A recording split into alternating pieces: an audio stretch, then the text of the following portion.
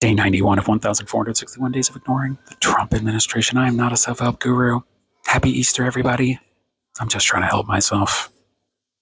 It is now weak to love and be loved. It is now woke to love and be loved.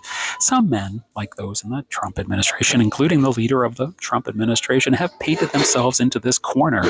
And you can be sure the paint they used wasn't one of those weak, woke colors. Toxic masculinity, the most recent way to describe a man's fear of being emasculated, is actually the fear that this type of man has of their sexuality. These are men who cannot come to terms with even a fleeting thought that they might have which falls outside of a construct they have built within themselves of what represents masculinity and what specifically represents straight masculinity. Men like these have decided to let the world outside them tell them what they should be.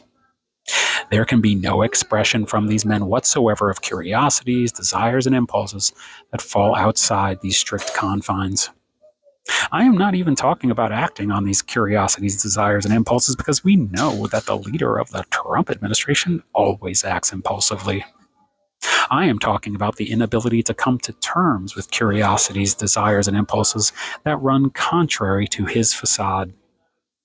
The film Ferris Bueller's Day Off comes to mind. The scene towards the end when the character Cameron destroys his father's most beloved possession, his car. Who do you love? Who do you love? You love a car. He yells this at his father, who is literally not there and has metaphorically never been there for Cameron. If this film were made today, it is likely that Cameron's father would be a supporter of the Trump administration. Who do you love? Who do you love? You love a Dodge Megacab Ram 3500. Peace through strength is a phrase that the leader of the Trump administration constantly repeats like a mantra that he has no idea how to actualize.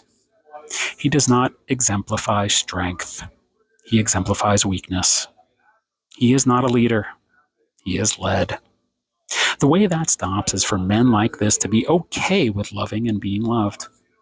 For the type of men who occupy and support the Trump administration, a psychedelic experience would open up their hearts and minds to the idea that there is an existence beyond their narrow frame of mind about their masculinity.